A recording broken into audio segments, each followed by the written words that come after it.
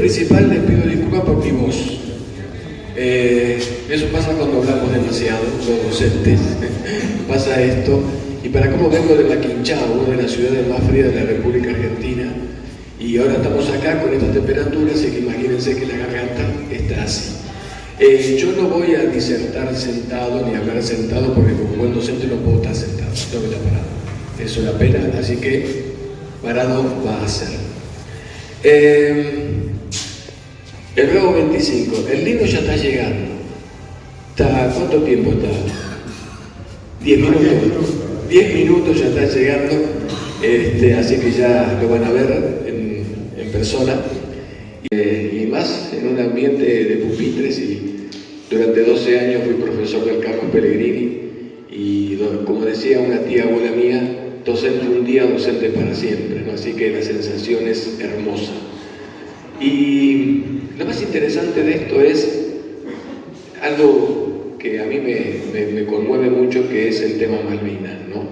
Y hablar de historia. Ya van a ver lo que significa eso, algunos profesores ya se darán cuenta. Pero para empezar,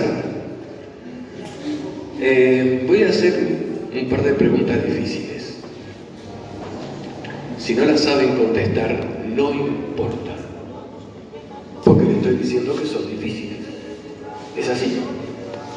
Primera pregunta. Obviamente que tiene que ser así, no hay que pensar, si no, no tiene sentido. Voy como el tipo puntero, o levantan la mano y responden, ¿cómo quieren? Levantan la mano, ¿no? Mejor, pues si es difícil la pregunta, profe. Porque estamos en democracia. Totalmente, bien. ¿Quién descubrió América? Ya, rápido. ¿Quién descubrió América? ¿Quién? Colón, bien, perfecto. No era tan difícil. Si yo digo 25 de mayo de 1810, ¿qué pasó? Ya. ¿Da? ¿Sos profe? Perfecto. Bien. Espectacular. Si yo digo San Martín, los Andes, cruzó San Martín los Andes en un hermoso caballo. Perfecto, perfecto, bien. Tenemos un problema. ¿Era marrón? Colón no descubrió América. No, exactamente, Américo Vespucio. No vino con 3 carabeles. La reina Isabel jamás le dio las joyas. El 25 de mayo no hubo ninguna revolución, fue un cambio de gobierno por otro. El periodo revolucionario fue de 1810 a 1820. Y San Martín nunca tuvo caballo blanco. Ustedes se imaginan, yo soy de Santa Fe, San Lorenzo, convento. Cuando yo me enteré del profesorado que San Martín nunca tuvo caballo blanco, la desilusión que tuve fue brutal. Brutal. Después, si quieren, les cuento todo esto como fue en realidad, de corona, carabelas. Y la pregunta es, ¿qué sabemos de Malvinas? Qué problema, ¿no? Antes de presentar el libro, a mí me gusta hablar un poco de historia. En la Dirección General de Malvinas nosotros tenemos un curso que se llama Entender Malvinas. Y de eso se trata, entender Malvinas. ¿Qué sabemos de Malvinas? ¿Por qué decimos que son argentinas? Porque para eso está un cliché. ¿Sí? ¿Saben una cosa? Las Islas Malvinas son argentinas antes de ser descubiertas. ¿Qué problema, no? 1494. España y Portugal comienzan con los viajes de descubrimiento geográfico. Sabían las dos potencias del siglo XV, sabían que en algún lugar del mundo se iban a enfrentar. Y para evitarlo, hacen algo genial. Se sientan y dicen, ¿por qué no nos dividimos el mundo conocido y por descubrir? Y firman el Tratado de Tordesillas, que decía que a 360 millas al oeste de las islas de Cabo Verde se trazaba una línea imaginaria de norte a sur, y esto es importante, esto subrayenlo, las tierras descubiertas y por descubrir, ubicadas al este de dicha línea iban a pertenecer a Portugal. Y las tierras descubiertas y por descubrir iban a pertenecer a España. Pregunta, ¿dónde están ubicadas las Islas Malvinas? No descubiertas. ¿De qué lado? De España. Señoras y señores, profesoras y profesores, este es el primer tratado internacional que atestigua fehacientemente que las Islas Malvinas son españolas primero y argentinas después. ¿Y saben quién estaba al tanto de este tratado? Inglaterra. 1-0. Vamos con el que sigue. ¿Quién me aprieta? No te me vayas para allá.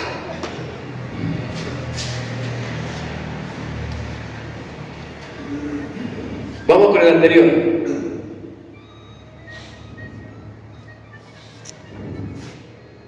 No lo tenemos atestiguado fehacientemente. No tenemos la suficiente documentación. Yo lo puse porque es importante. Se dice que en 1501 Américo Vespucio descubre las Islas Malvinas. Repito, no lo tenemos atestiguado. Pónganlo con un asterisco.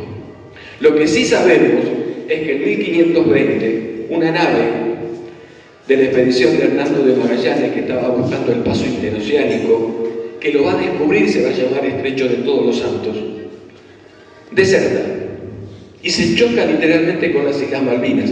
Eso está atestiguado. Está atestiguado. Por eso, en la historia de Malvinas, se dice que fueron descubiertas en 1520 por una nave que desertó de la expedición de Magallanes. Esto es importante. 1540. Lo estamos investigando en este momento. Estamos a esto de saber y dilucidar fehacientemente que es así. Una expedición financiada por el obispo católico de Plasencia, una localidad española, para que una expedición llegue a las Islas Malvinas, y se dice que el 4 de febrero de 1590 España toma posesión efectiva de las islas. Estamos a esto de poder atestiguarlo. Vamos a la otra. Ahora, ¿qué dicen los ingleses? Y acá hay algo muy interesante. Muy interesante. ¿Por qué? En 1574, la historia británica dice que Richard Hawkins descubre las Islas Malvinas y que en 1592, otra vez, otro navegante inglés, John Davis, la vuelve a descubrir. Y en esa época tenía de descubrir islas, que se llama a ojos vista. ¿Qué significa eso? Yo voy navegando, veo esa mesa y digo, esa mesa es mía, sigo y la anoto en la carta naval. Para ellos eso es descubrimiento. Nunca pusieron pie en Malvinas. ¿Está claro? Ténganlo muy en cuenta esto. Vamos a ver qué sigue. Muchísimo. Muchísimo. ¿Por qué? En 1600, Sebald de Vir avista las islas y en la cartografía náutica holandesa las nombra Islas Sebaldinas, que hasta 1899 así van a ser conocidas por Europa. Y un aporte sustancial que da Holanda lo hace Jacob Le Verrier. ¿Por qué? Las ubica cartográficamente en latitud y longitud exacta, tal como la conocemos en su ubicación hoy. El aporte que dio es fundamental, porque la cartografía náutica ya aparece en el lugar que corresponde. Estamos en contacto de la Dirección Gestal de Malvinas con el Archivo Histórico de Holanda. Nos están mandando ya documentación que vamos a traducir y a partir del año que viene van a estar a disposición de la gente. Así que aquellos profes después nos pasaremos los mails correspondientes y prometo mandarle la información que tenemos en la dirección. Vamos a la otra.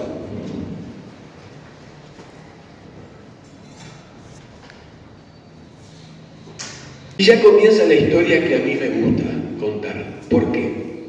Por lo siguiente. En 1764, Bougainville, el nombre del rey de Francia, funda Puerto San Luis en la isla Soledad. España reclama en forma airada a la corte francesa y Francia, viendo documentación, dice: reconozco que la soberanía es española, entrega Puerto San Luis y se va, haciendo efectivo el reclamo español. 2-0. Y ahora viene lo más lindo. Vamos a la que sigue. Viendo lo que habían hecho los franceses, en 1765, los ingleses, enfrente de Puerto San Luis, fundan Puerto Egmont, y un hecho sustancial. Los ingleses toman posesión de las Islas Malvinas en nombre de la corona inglesa, y es más, aparece por primera vez el nombre de Islas Falkland. Acá comienza la historia. Pero hay un hecho importante. España reclama a la corte inglesa. ¿Y saben lo que pasa? La justicia inglesa reconoce oficialmente que no tienen razón. ¿Y qué sucede? Inglaterra abandona las islas reconociendo la soberanía española. 3-0. Vamos a lo que sigue. Y esto, gente, es, pero no importante en la historia de Malvinas. Es quizás de lo más importante. ¿Por qué? En 1790, Inglaterra y España firman la Convención de San Lorenzo. Antes de eso, en 1767, España hace un movimiento de ajedrez espectacular.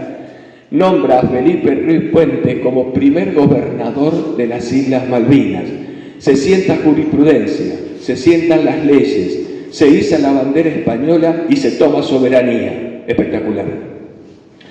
E Inglaterra, con la Convención de San Lorenzo, y esto está atestiguado en el convenio, reconoce la soberanía española. Además, renuncia a establecer posición alguna, no solo en la región, sino en el Atlántico Sur. 4-0. Estos documentos son de suma importancia. Vamos al que sigue. Cha. No se iba a quedar de brazos cruzados, porque ya sabía la importancia que tenían las Islas Malvinas por su ubicación geográfica. Entonces, lo que va a empezar a hacer es... Deja el anterior.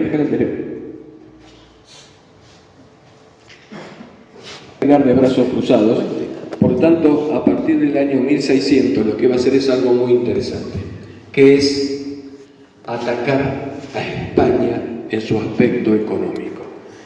Entonces, ya estamos viendo que España ya iba a tener sus posesiones españolas en lo que se llama virreinato de México, Nueva Granada, virreinato del Perú, Capitanía General de Chile, virreinato del Río de la Plata.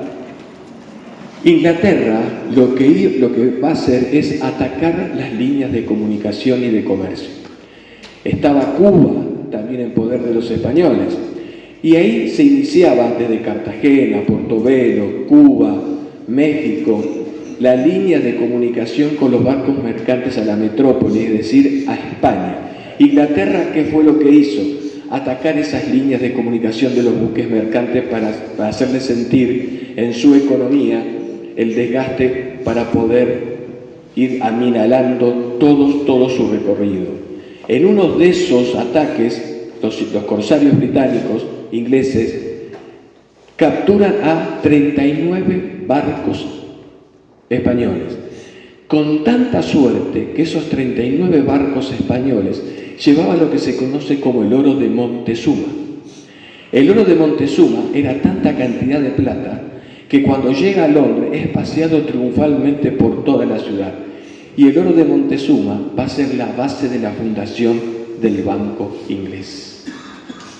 Moraleja, no tengo nada contra Inglaterra, bueno, un poco sí, pero no importa.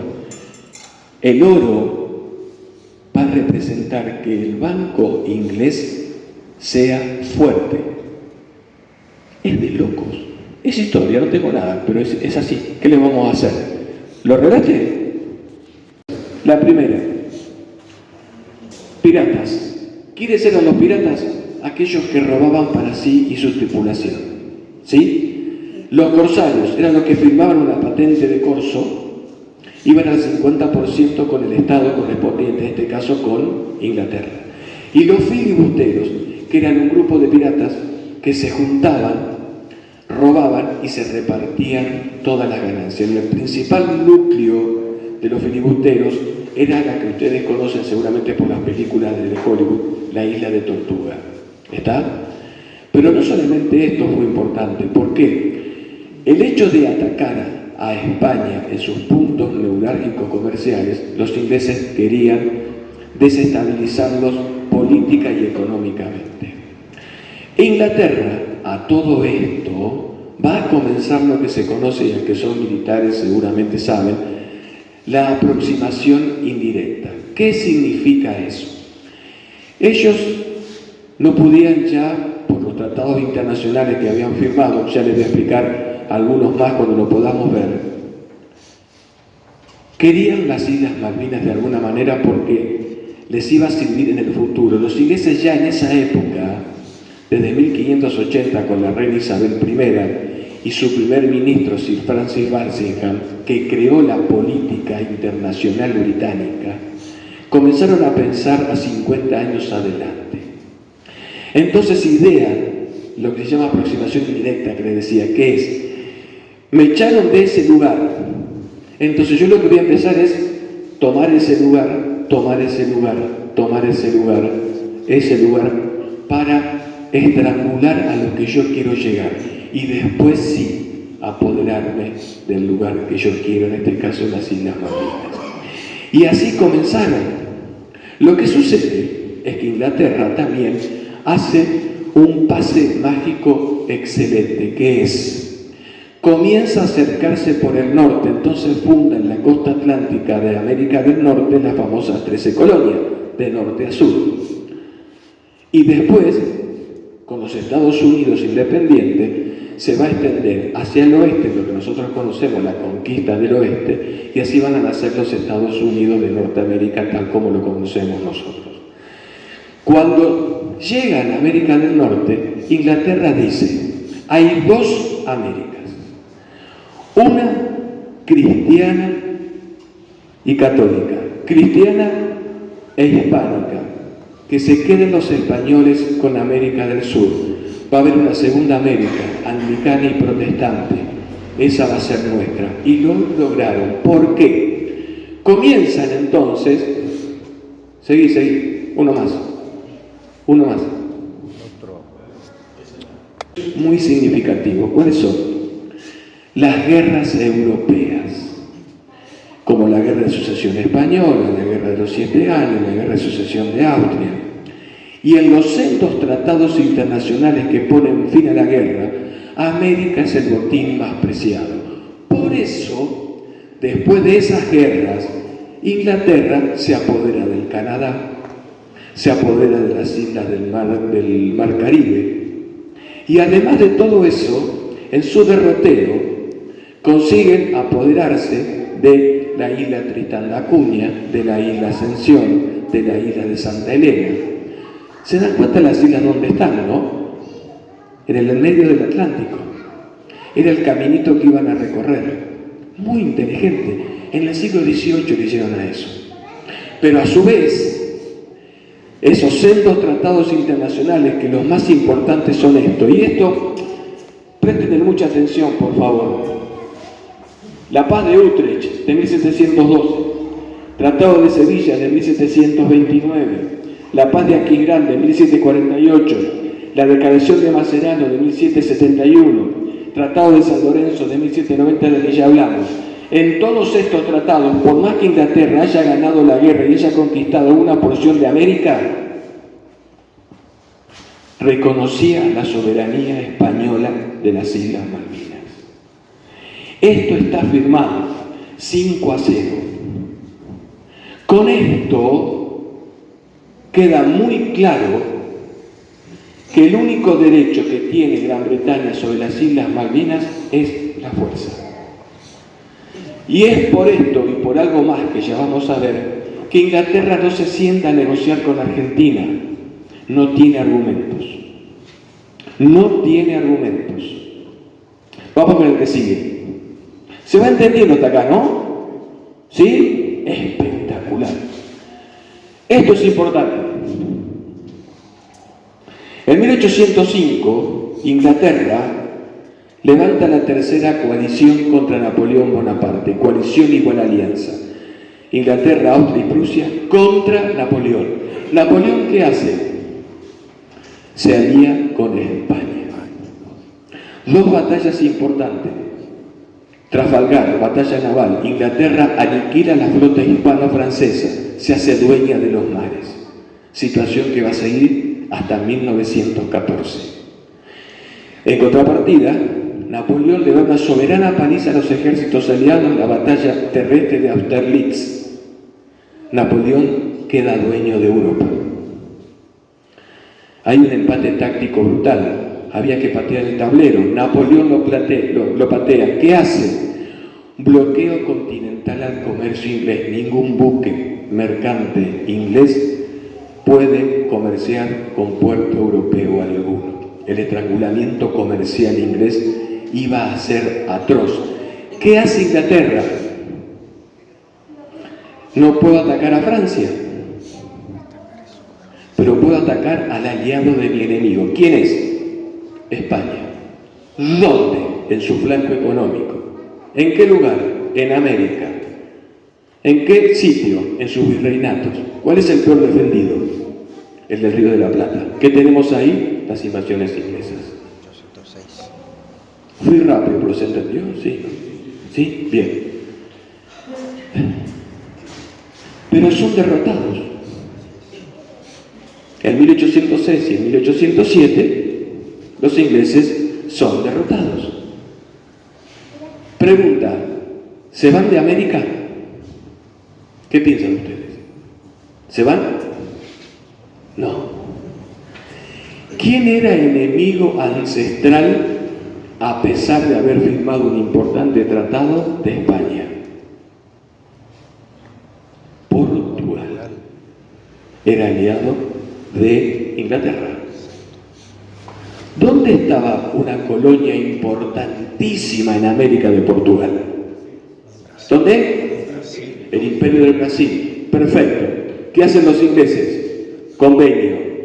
¿Qué fundan? La Estación Naval Británica de Río de Janeiro.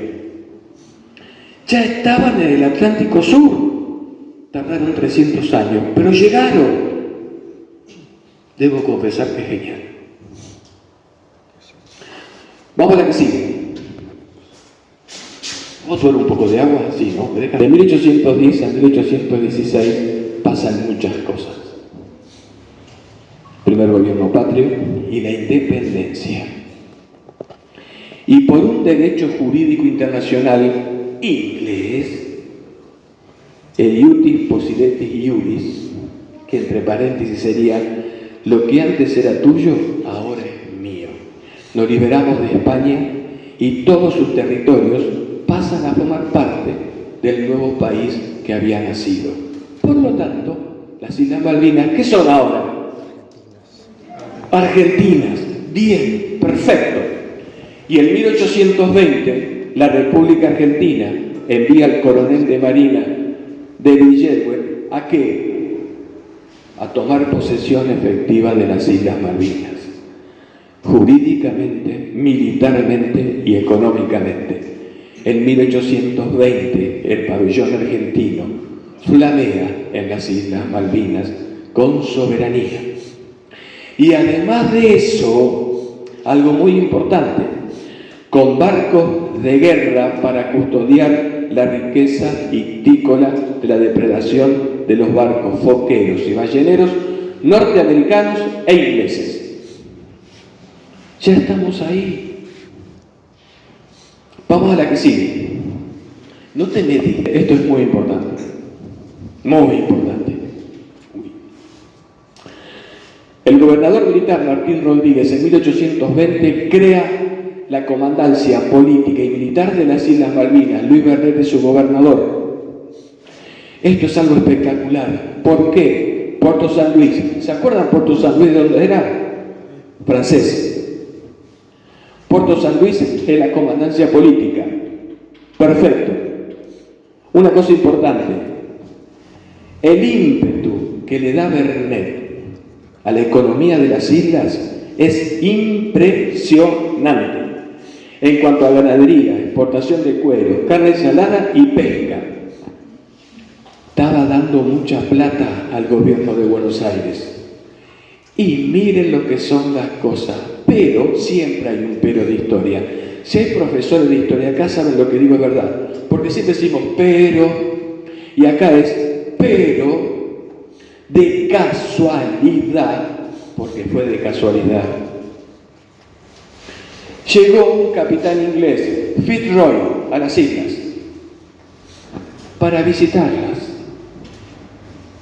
Y Bernet, un caballero, lo recibe y está durante 6 meses en las islas, visitándolas y escribiendo un diario.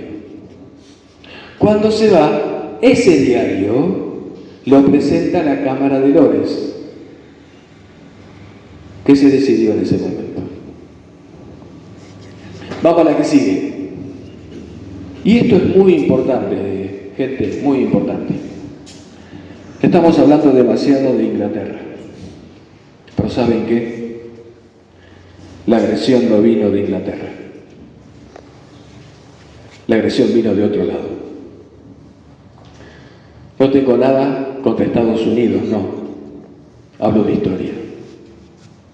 Pero la primera agresión importante y que nos parte por la mitad vino de Estados Unidos. ¿Por qué? En 1831, los barcos de guerra argentinos que custodiaban la depredación ictícola de la zona capturan a 3 mercantes norteamericanos. ¿Por qué? No habían recalado en Puerto Soledad para tomar las cartas credenciales para poder pescar. Los capturan, Bernet los manda a Buenos Aires, él va en uno de ellos para hacerle el juicio, sacarle lo que habían pescado y pagar la multa. Estados Unidos no lo aceptó, porque la respuesta de Estados Unidos es: el pueblo de los Estados Unidos, esto es histórico, puede pescar donde quiera. El embajador de los Estados Unidos en Buenos Aires ordena a la fragata USS Lexington tomar cartas en el asunto. Bombardea y destruye Puerto Soledad. Vamos a la que sigue. Sigue la otra. Déjalo ahí. Y hay un hecho muy importante. Muy importante. El embajador de los Estados Unidos es expulsado, pero antes de irse, tiene una reunión con el embajador británico en el Río de la Plata. Y esto está constata en las memorias del embajador norteamericano. ¿Qué sale de esa reunión? El embajador de los Estados Unidos dice: ustedes tienen la oportunidad, Puerto Soledad está destruido, ustedes quieren las islas, perfecto. Ahora es el momento, tómenla. Y nosotros les reconocemos su soberanía y ustedes nos dan carta blanca para la pesca.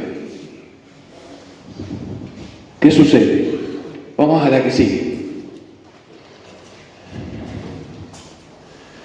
Para fines de 1832, Inglaterra toma la decisión. Y es una decisión que, aunque les parezca difícil de entender, fue difícil para ellos. ¿Por qué? Porque para 1830 las relaciones comerciales que había con Gran Bretaña eran las mejores, económicas y políticas. Eran las mejores. No había necesidad. Pero Inglaterra, pragmático como es, toma la decisión. Ahora bien, las dos fragatas, la HMS Clio y la Tyne, no salen de Londres.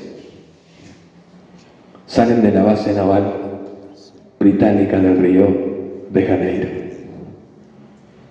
Ya estaba preparado hacía 300 años. Increíble, increíble. Y así, el 3 de enero de 1833, se produce la usurpación de las Islas Malvinas. Algo planeado durante 300 años. Es increíble. Yo cuando revisaba la historia no lo podía creer. No lo podía creer. Y comienza algo interesante. Vamos a la que sigue. Comienzan los reclamos argentinos. Primero, en forma directa, a la corte inglesa.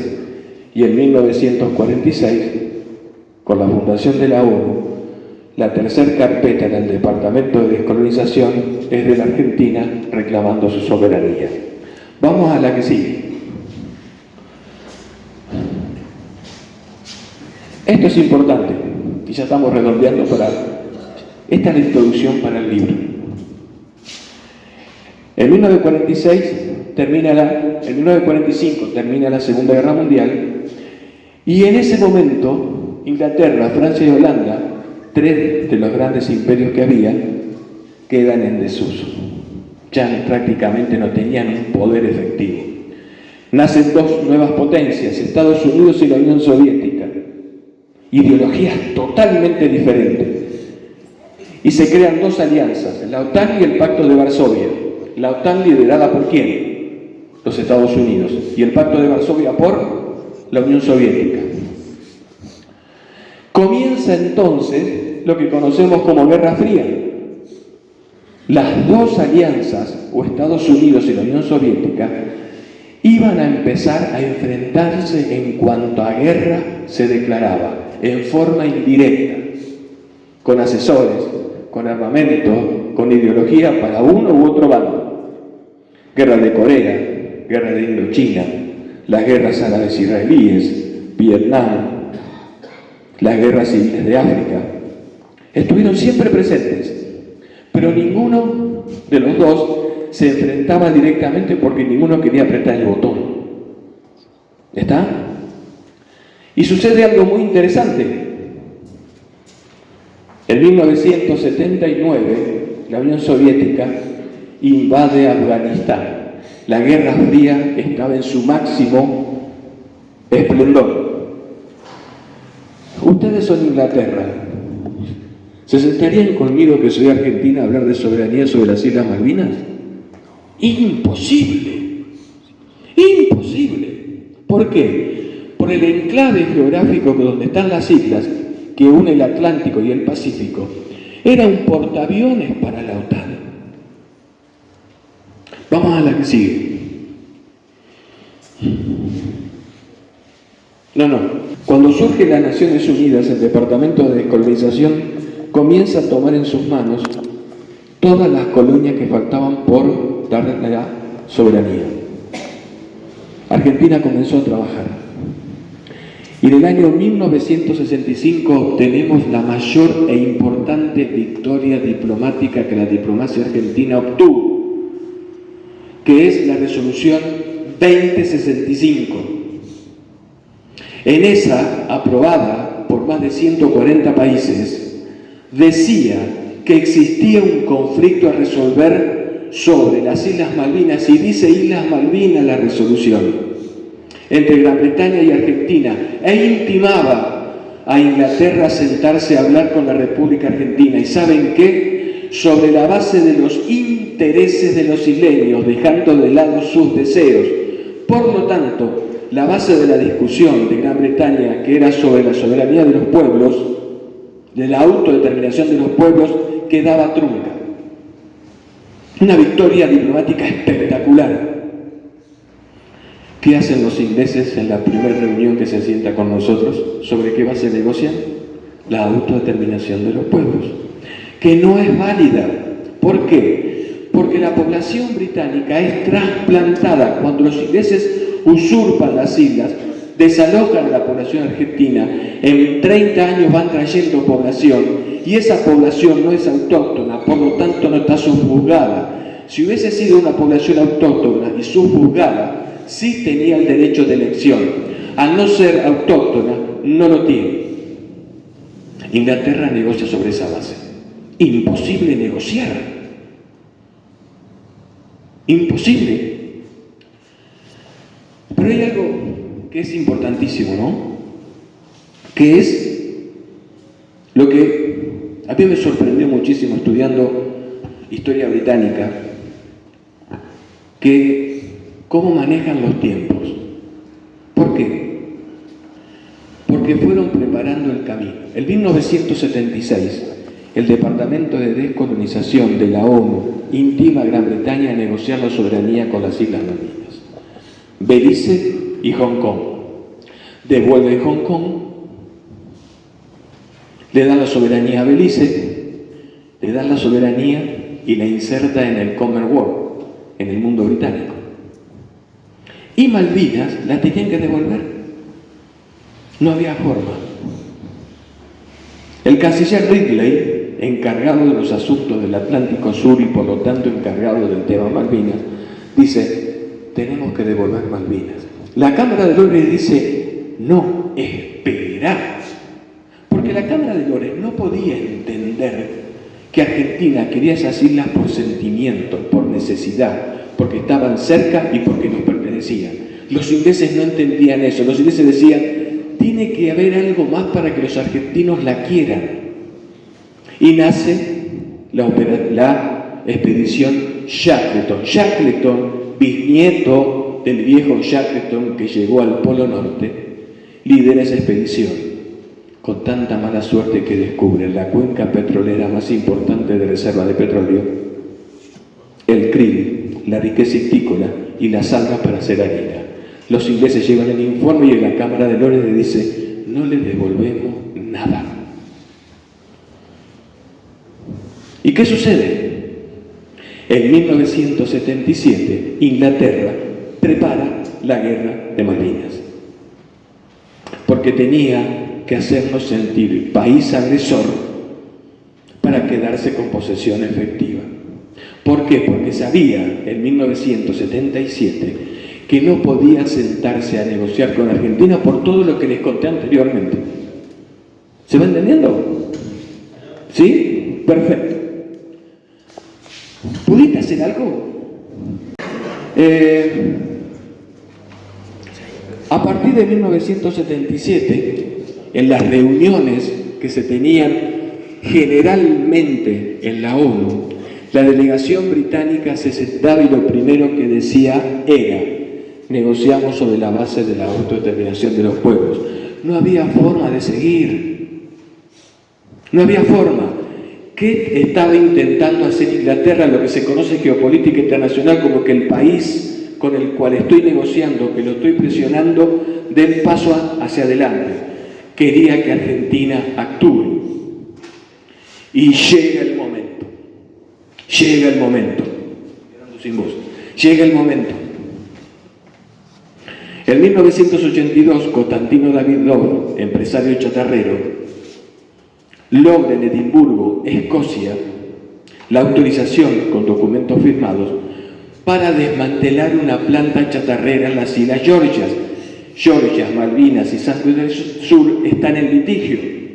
Cuando llega el barco, los obreros argentinos izan la bandera argentina, cantan el himno.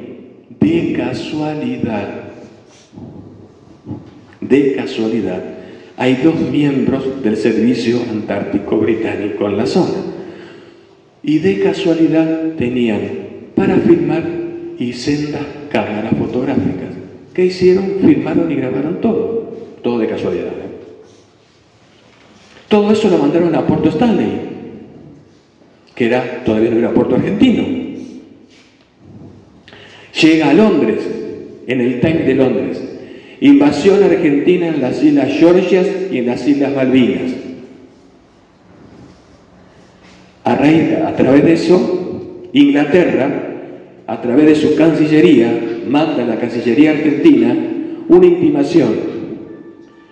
Intimamos a 2 puntos: arriar la bandera argentina, sacar inmediatamente a los obreros de las Islas Georgias, y en caso contrario, sale el barco Endurance para hacer efectivo lo que estamos reclamando. Entra en juego acá algo que pocas veces se conoce, que es la doctrina del Stoppel. Esa doctrina, aprobada jurídicamente por la Corte Internacional de La Haya, dice: me reclaman a mí esta isla como soberanía. Yo digo, no, esta isla es mía. Ellos me dicen, no, te tenés que ir. Si no, pasa esto, esto y esto. Y yo digo, está bien, me voy. Por la doctrina del Stoppel, ellos me aplican inmediatamente en la Corte Internacional de La Haya uno de los artículos que es de la inacción de mi parte. Si yo digo que esto es mío, ellos me dicen, no, yo me voy, automáticamente las islas son de ellos. Si nosotros acusábamos recibo, arriábamos la bandera, sacábamos los obreros, automáticamente las Islas Malvinas, Georgias y Sandwich del Sur eran de Inglaterra. ¿Y qué tenemos acá como consecuencia? Lo que muchos de estos señores estuvieron presentes: la Operación Rosario del 2 de abril. Cuando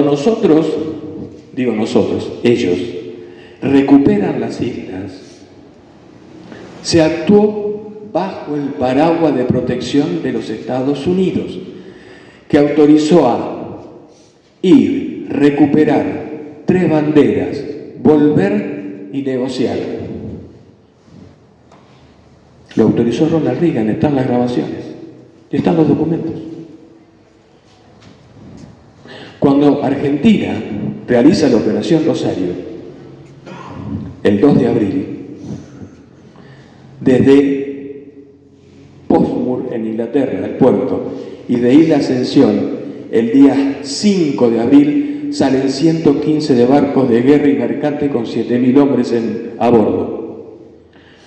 Pregunta: ¿se puede armar una flota semejante en 3 días? La guerra de Malvinas estaba programada. Y acá entra el Bravo 25. El Bravo 25, que es un libro que tuve la satisfacción de escribir y que me llevó 2 años y medio de investigación y de escribir. Fueron casi 12.000 kilómetros recorridos, porque fui 7 veces a Córdoba, 6 veces a Chubut, 4 veces al Regimiento 25, entrevisté a 40 veteranos de guerra del 25 y una veintena más que participaron de la Operación Rosario y demás. 112 horas de grabación, 8 meses de grabación palabra por palabra, y fue una experiencia maravillosa.